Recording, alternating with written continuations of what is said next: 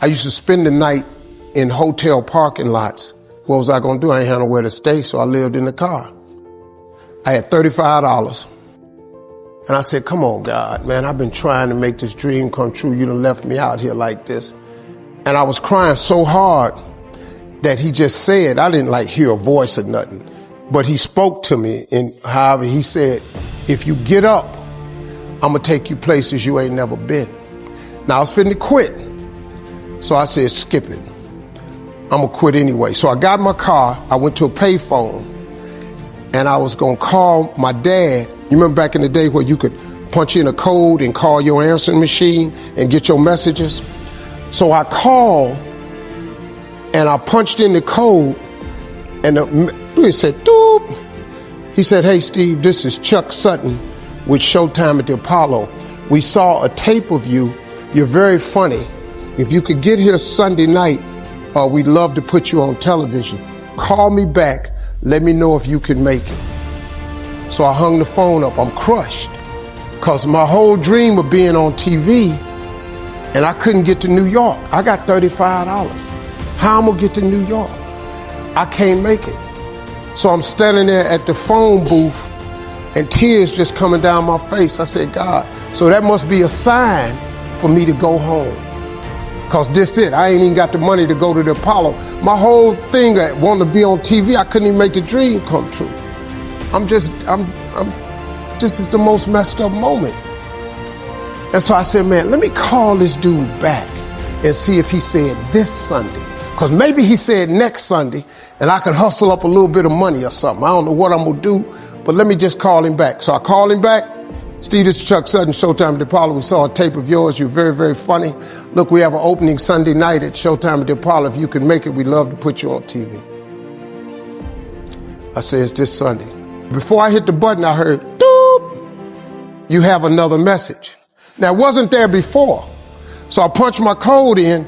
I listened to the second message. It said, Steve Harvey, this is Tom Sobel from the Comedy Caravan. This was a Thursday.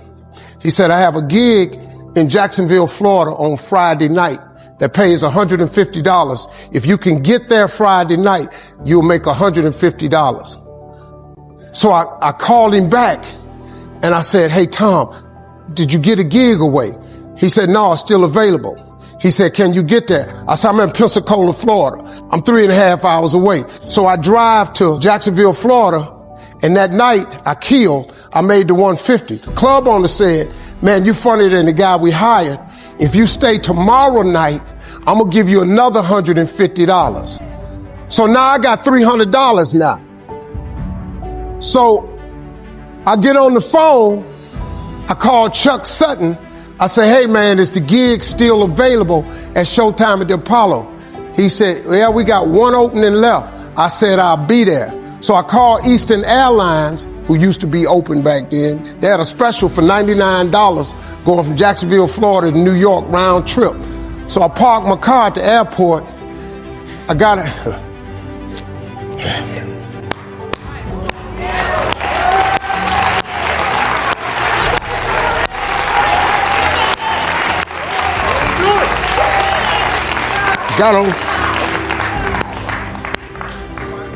Got on plane, flew. Everything I had was in 2 bags. Got to the Apollo. I said, hey man, I'm here. I got there at 11 o'clock in the morning. He said, you can't stay here because you don't come on to the late show tonight. I said, man, I ain't got nowhere to go. I said, if you just let me stay in this building, man, I ain't gonna move around nothing. I ain't got nowhere to go. I'm in Harlem. I can't go back out here. I got these 2 bags. I got victim wrote all over me, man. So he said, all right, if you go upstairs, don't come down. So he put me in a dressing room on the 6th floor. So that's where all the comedians was. So I stayed up there. I got hungry around 3 o'clock and I couldn't take it no more. So I went back downstairs, a dude named Alton Liston. I said, hey man, he said, man, I thought I told you, don't come down them damn steps. I said, hey man, I'm just hungry, man. I said, let me go to that KFC I saw in the corner. Just let me get some chicken. I'll come right back.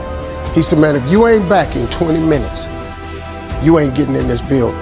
So I went, bought me some chicken, came back. So the comedians started coming in the building. They started coming up on the 6th floor. So I meet this guy named D.L. Hughley. I introduced myself. He introduced himself. I'm sitting there. Another guy come in named Dwayne Johnson. Then this other dude walked in named Jamie Foxx. And I introduced myself. We don't know each other. Ain't none of us famous. It's 1991, man. They gave everybody the lineup. I was on the last show of the night. I don't go on to 11 at night. I'd have had this 4 pieces of chicken. I'm starving, man. That chicken done wore off. I'm nervous, man. I'm about to throw up. D.L. Hughley went downstairs. D.L. Hughley got booed off. Dwayne Johnson got booed off. Jamie Foxx went down there and got booed. They booed Jamie, then Jamie started singing. And then they started clapping. And Jamie had their ass, then he went back to them jokes, and they got his ass. So I'm walking down the steps, and I see Jamie sitting on the steps. I said, hey, man, hang in there. He said, man, that ain't never happened to me before, man. This is crazy. This Jamie Foxx, man, one of the most talented people in all of comedy. And now, you don't even know how nervous I am, man. I can't even. My breathing is shot because these dudes been booed. So I walk out. I had wrote this joke.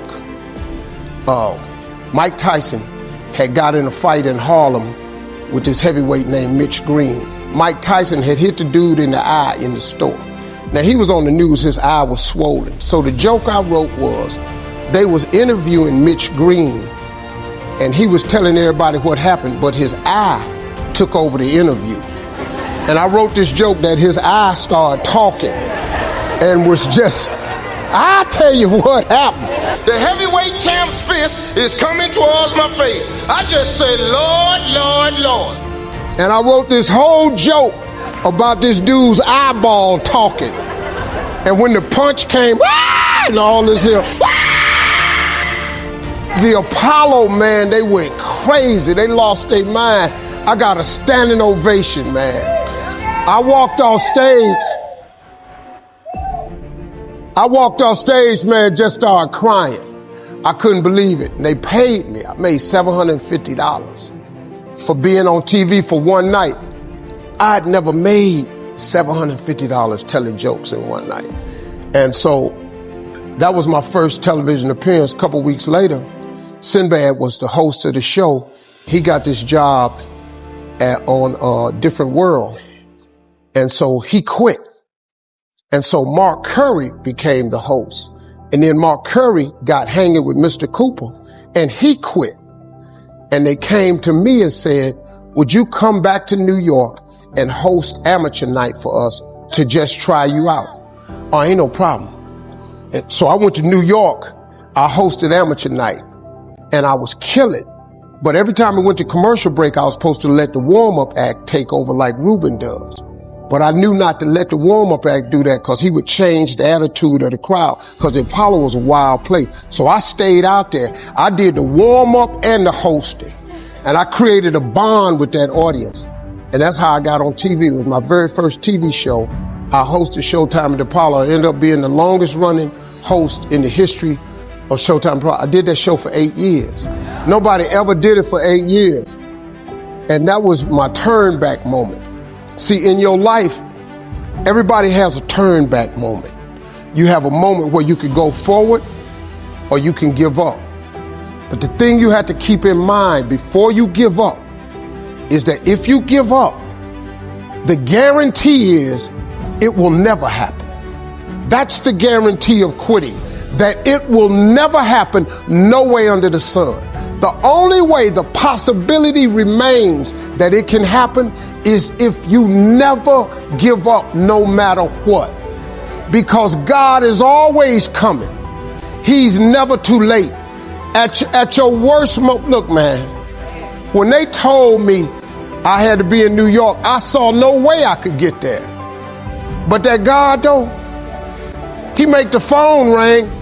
I end up in Florida, I make $300. Then I go to New York, I make $750. Almost got $1,000 out of nowhere. That's what happened to me. That was my moment of never giving up. That's when I first learned that faith was everything, that you have to remain faithful.